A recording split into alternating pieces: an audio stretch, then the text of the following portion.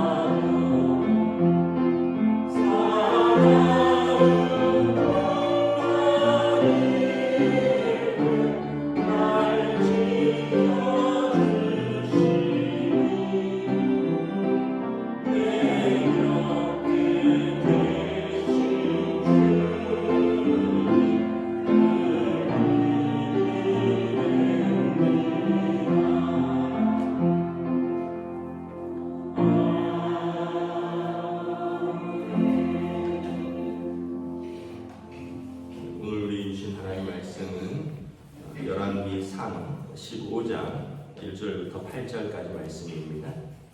열왕기상 15장 1절부터 8절까지 말씀입니다. 다 찾으신 줄 알고 저와 여러분들이 한 절씩 교도하도록 하겠습니다. 열왕기상 15장 1절부터 8절입니다. 느밧의 아들 여로보암 왕 18째 해에 아비암이 유다 왕이 되고 예루살렘에서 3년 동안 다스리니라. 그의 어머니 이름은 마아가요 아비살롬의 딸이라.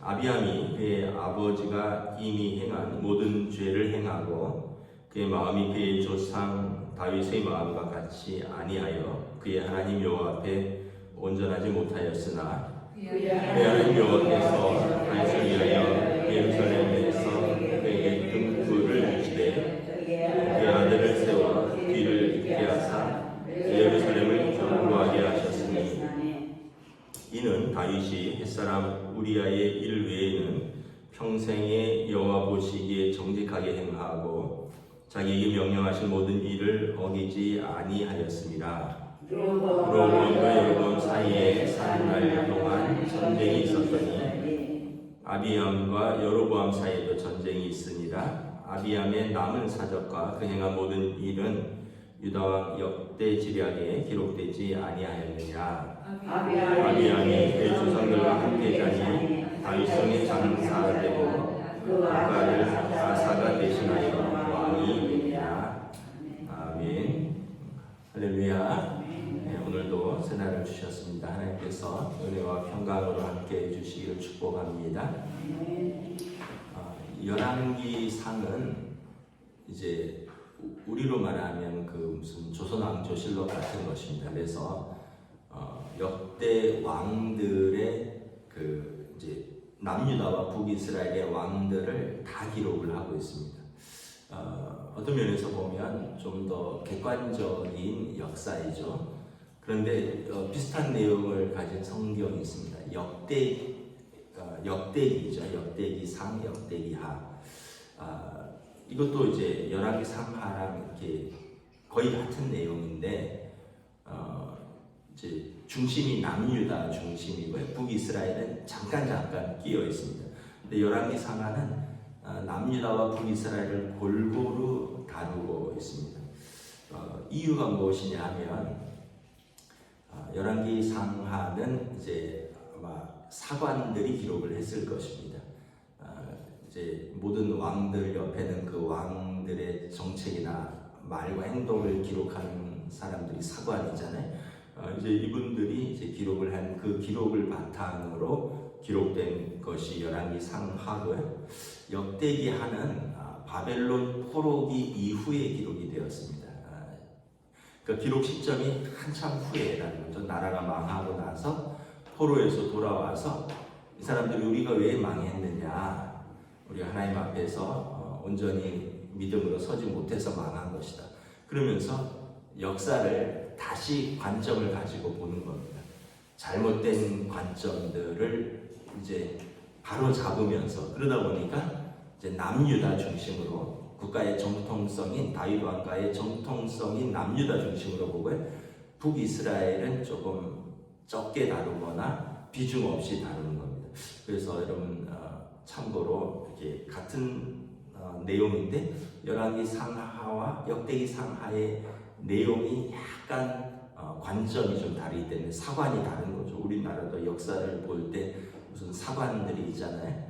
뭐 민족 사관이 있고 뭐 식민 사관이 있고 무슨 사관, 학자들마다 관점에 따라서 그런 사관이 있듯이 역대기상하와 열왕기상하가 그런 차이점이 있다는 걸 보고 비교를 해보시면 좀 다른 것을 알 수 있고 왜 그럴까를 알 수 있습니다. 제가 이 말씀을 드리는 이유는 15장 1절에 느밧의 아들 여로보암의 왕 18째 아비암이 유다 왕이 되고 이제 솔로몬의 아들 르호보암의 죽고 그의 아들 아비암이 이제 유다 왕이 됩니다. 아비얌이라는 것은 얌은 바다입니다. 바다. 그러니까 이제 옛날 고대에 얌은 바다의 신인데 다시 말하면 이제 바다의 아버지 뭐 이런 뜻이 되는 거예요. 바다의 아버지. 그러니까 여러분 남유다의 왕의 이름으로서 적합하지 않죠. 아비얌, 바다의 아버지. 그래서 역대기 상하에서는 이름을 아비야로 바꿉니다. 어떻게 솔로몬의 손자 다윗 왕의 증손자가 바다의 아버지가 될 수 있느냐? 그래서 우리 아버지는 하나님이시다 해서 아비야로 이름을 바꿉니다. 그래서 여러분 왜 주의 깊게 보시는 분들은 열왕기 상에는 아비얌인데 왜 역대기 상에는 아비야일까? 나라가 망한 이후에 이제 역사를 다시 쓰는 겁니다. 역사 바로잡기를 하는 그 관점에서 그렇다는 거죠. 결국은 이 왕이 다시 말하면 열왕기 상하의 역사가 좀 더 객관적인 역사라고 볼 수 있죠. 망하고 난 후에 바로잡기 위해서 쓴 역사보다는 역대기 상하보다는 열왕기 상하의 그 역사가 좀 더 객관적이라고 본다면 어쩌면 이름이 아비야보다는 아비얌이 맞을 수 있다. 그래서 다시 말하면 이 사람의 이름의 뜻은 바다의 아버지일 가능성이 있다라는 거예요. 다시 말하면 그는 우상 숭배를 하는 왕이었다라는 거예요.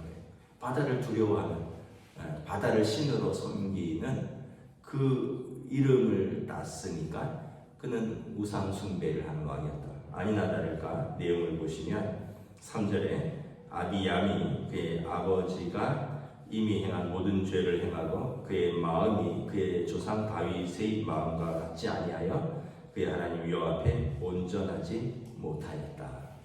그래서 그가 우상 숭배를 했고요. 또 그 르호보암이 행한 모든 죄, 그러니까 그 아버지의 그 아들인데 그들 가문에 아주 훌륭한 조상이 있었죠. 다윗이 있었죠. 그래서 유다의 왕의 기준은 다윗입니다. 역대기 상하도 그렇고 열왕기 상하도 그렇고 유다의 왕의 표준은 다윗 왕입니다. 그래서 다윗 왕을 비교해 볼 때 그는 여호와 앞에 온전히 행하지 못하였다. 그러니까 하나님 앞에 실격이다 이런 뜻입니다. 벌써 이름에서 알 수 있고 그의 행적에서 알 수 있는 것이죠. 유대인들은 이름을 굉장히 중요하게 여깁니다. 이름의 어떤 운명, 이름의 어떤 그 사람의 뜻 이런 것이 담겨져 있어요. 그래서 유대인들은 이름을 굉장히 중요하는데 야곱, 발 뒤꿈치 잡는 자에서 이스라엘, 하나님과 씨름하는 자로 바꾸잖아요. 아브람, 열국의 아버지에서 아브라함, 큰 아버지에서 모든 민족의 아버지 아브라함으로 사렙, 한 남자의 공주, 한 아버지의 공주, 귀한 딸이라는 뜻이죠. 그러다 사라, 모든 민족의 어머니 이렇게 이름을 바꾸죠. 그래서 이런 의미에서 유다 왕의 이름을 바꾸었고, 그리고 그 사람의 이름에 그 사람의 인생이 담겨져 있고 그 사람의 운명이 담겨져 있고 뭐 그런 의미를 가지고 있다. 근데 뭐 우리는 꼭 그렇진 않은데 뭐 우리도 이렇게 이름 바꾸시는 분들이 있죠. 옛날에 또 뭐 남자 이름 같기도 하고 또 이름이 또 별 의미 없이 그냥 아버지가 또 딸 많이 나니까 딸 그만 낳자 해서 뭐 말자 이랬다가 아니 무슨 말자냐 이름에서 나중에 뭐 이름을 좀 예쁘게 바꾸기도 하고 뭐 그런 기도 하는데 유대인들의 이름에는 하나님과 연관시키는 이름이 많다는 것입니다. 근데 참 중요한 것은 4절에 보면 하나님은 참 신실하시다. 4절에 그의 하나님 여호와께서 다윗을 위하여 예루살렘에서 그에게 등불을 주시되 그의 아들을 세워 뒤를 잇게 하사 예루살렘을 견고하게 하셨으니 다윗 왕과 유대 왕의 이렇게 역사를 보면 한 5명쯤 지나면 한 명씩 선한 왕들이 태어나고 악한 왕들, 함량 미달인 왕들이 한 4명 태어나고 뭐 이런 식입니다. 그런데 하나님이 유다는 나라가 망할 때까지 다윗 왕가에게 그대로 주십니다. 북이스라엘은 여로보암이 죽고 그의 아들이 잠깐 됐다가 뭐 또 뭐 오므리 왕조가 일어나고 뭐 시므리 왕조가 일어나고 뭐 이러면서 이제 계속 왕조가 바뀌는데 남유다는 다윗 왕가가 망할 때까지 유지됩니다. 그리고 여러분 그 이유는 하나님께서 사무엘하 7장에서 다윗과 언약을 맺으셨죠. 하나님이 다윗을 기뻐하셨습니다. 다윗의 별명이 하나님 마음에 합한 자입니다. 내가 너의 집을 세워주겠다. 너의 자손들을 이스라엘의 왕으로 계속해서 세워주겠다. 사울처럼 버리지 않겠다. 잘못하면 우리 말로 하면 두들겨 패서라도 바로 잡아서 내가 그들을 이스라엘의 왕으로 세우겠다. 사람 채찍과 인생 막대기로 그들을 징계하여서라도 그들을 통하여 이스라엘의 왕들이 태어나게 하겠다. 하나님은 신실한 거죠. 하나님은 약속을 지킨 거죠. 우리는 신실하지 못해도 다윗 왕은 신실했는데 그 아들 솔로몬 때부터는 솔로몬은 앞에는 신실했다고 뒤에는 그렇지 못했고 그 아들들은 보시다시피 계속 뭐 르호보암도 그렇고 아비암도 그렇고 뭐 그 이후에도 뭐 그런 왕들이 그렇습니다. 그런데 하나님은 신실하시다. 하나님의 성품 중에 하나가 뭐냐 하면 신실함입니다. 신실함. 헤세드라 그러는데 하나님은 변함이 없으시다.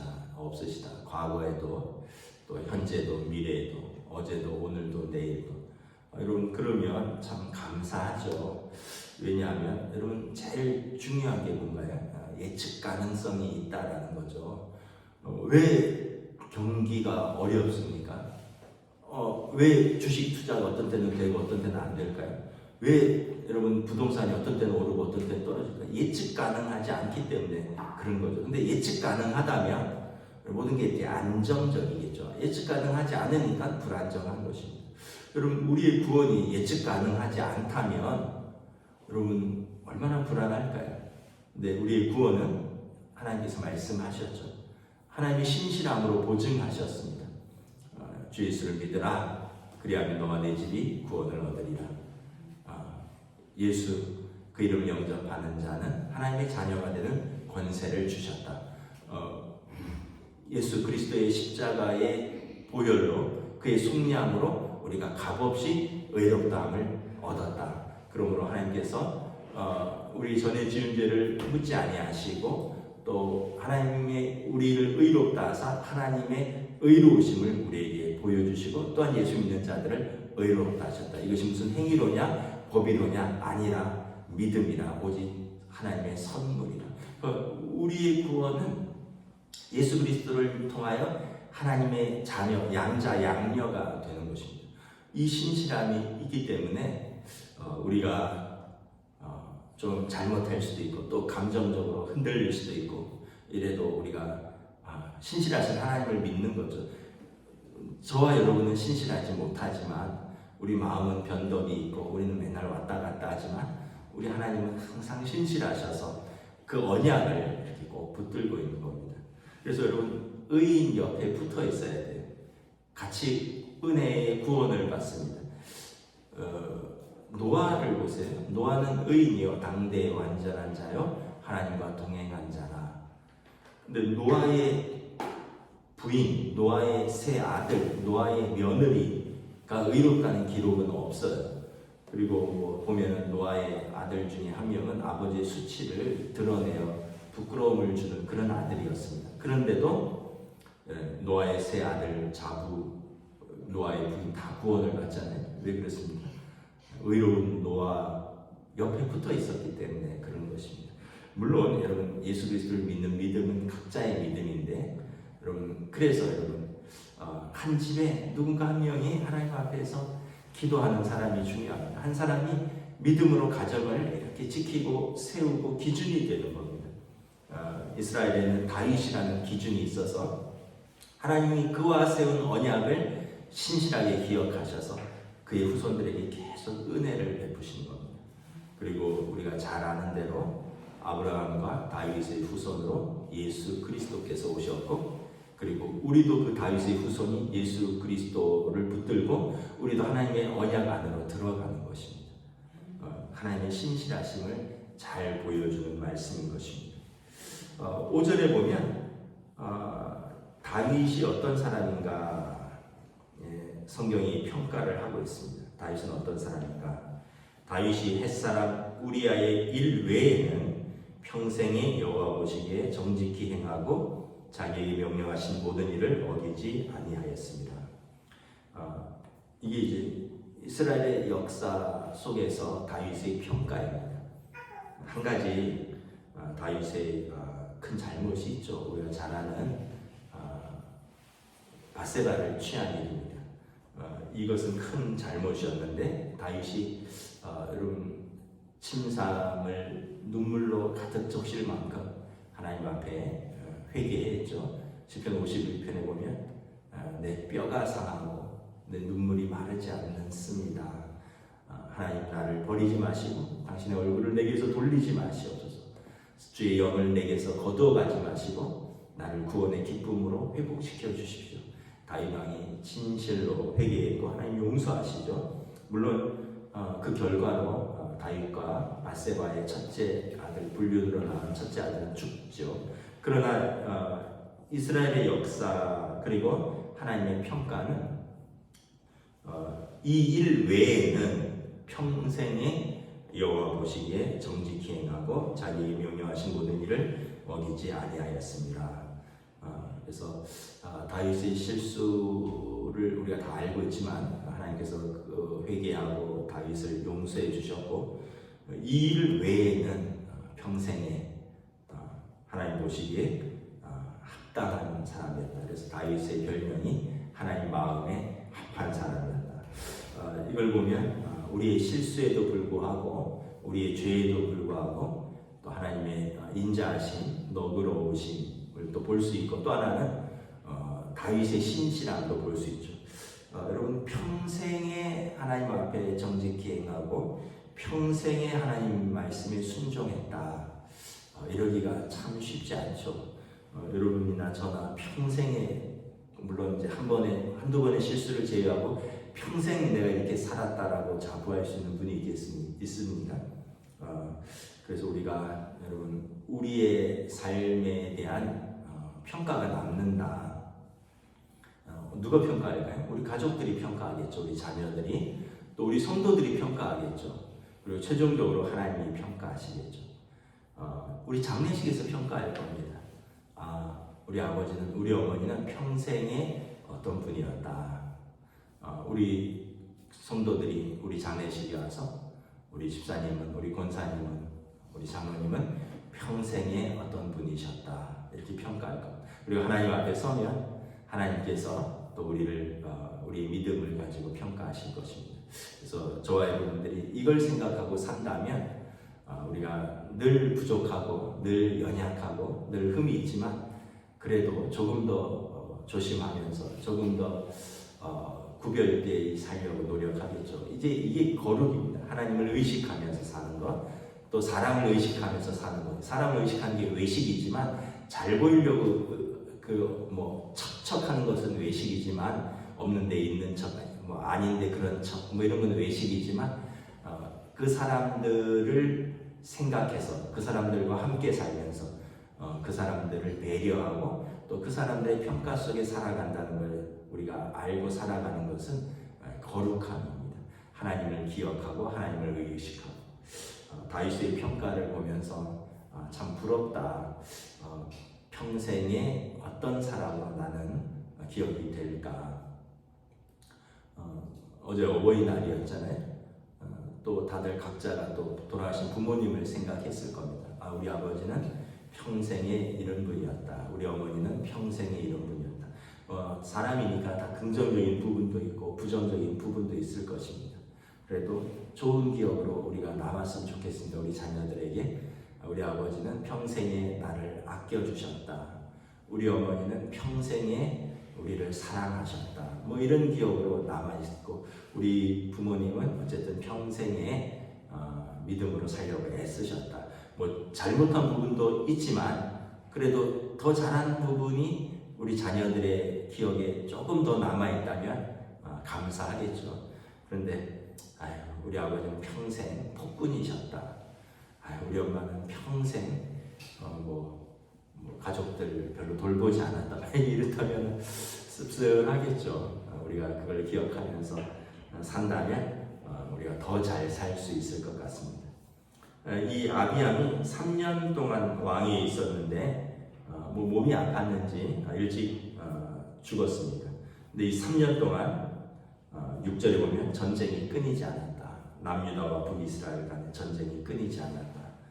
그럼에도 불구하고 다윗과의 언약 가운데 하나님께서 그를 평안히 다윗성에 장사되고 그의 아들 아사가 왕이 되었다. 3년 왕위에 있는 동안에 전쟁이 끊이지 않고 본인은 젊은 나이에 죽은 걸 보니 아픈 것이 아니었을까. 그럼에도 하나님께 돌아오지 못하고 여호와 보시기에 악하였다라는 평가를 받으니 참 또 안타깝죠. 우리 인생이 그렇습니다. 누군가는 하나님 앞에 선하고 또 의롭고 믿음으로 살았다라고 평가받고 또 어떤 사람은 짧은 인생 속에 하나님 보시기에 악하더라 평가받을 수 있는 것이죠. 여러분 하나님 앞에 의인은 하나님이 살아계심을 인정하고 그의 말씀에 살려고 애쓰는 사람이 의인입니다. 악인은 마음에 하나님이 없다 하여 눈에 보이는 것만 붙들고 자기 마음대로 사는 사람이 악인입니다. 왜냐하면 마지막에 의로우신 하나님께서 평가하실 때 그렇게 평가하신다고 성경은 말씀했기 때문입니다. 오늘 하루도 저와 여러분들이 하나님 앞에서 사람들 앞에서 믿음으로 사시기를 주님의 이름으로 축복합니다. 기도하겠습니다. 하나님 은혜를 감사합니다. 오늘 또 성경을 통하여 한 사람의 인생을 또 한 사람의 왕으로서의 업적을 역사는 어떻게 평가하는가, 사람들은 어떻게 평가하는가, 그리고 하나님은 어떻게 평가하는가를 바라보면서 우리가 그냥 사는 것이 아니구나, 하나님과 사람들의 판단 속에 우리의 삶이 기억되는구나라는 걸 생각하면 오늘도 우리가 두려움과 떨림으로 우리가 하나님 앞에서 믿음으로 또 사람들 앞에서 사랑으로 살아야겠다를 다짐합니다. 또한 하나님의 신실하심을 기억합니다. 유다의 왕들이 신실하지 못했으나 하나님은 다윗에게 하신 그 신실한 언약을 기억하사 남유다를 보존해 주시는 것을 보면서 또 다윗 왕의 후손인 예수 그리스도가 이 땅에 오셨고 예수 그리스도를 통하여 우리에게 하나님의 자녀가 되고 또 하나님의 자녀이니 하나님 나라를 또 유업으로 상속받는 언약을 주셨으니 우리가 그 언약을 붙들고 하나님 앞에 서는 그날까지 끝까지 믿음으로 살아갈 수 있도록 우리를 붙들어 주시고 성령님 인도하여 주시옵소서. 감사를 드리오며 우리 주 예수 그리스도 이름으로 기도드리옵나이다. 아멘. 하늘에 계신 우리 아버지 이름을 거룩하게 하시며 아버지의 나라가 오게 하시며 아버지의 뜻이 하늘에서와 같이 땅에서도 이루어지게 하소서. 오늘 우리에게 일용할 양식을 주시고 우리가 우리에게 잘못한 사람을 용서하여 준 것 같이 우리 죄를 용서하여 주시고 우리를 시험에 빠지지 않게 하시고 악에서 구하소서. 나라와 권능과 영광이 영원히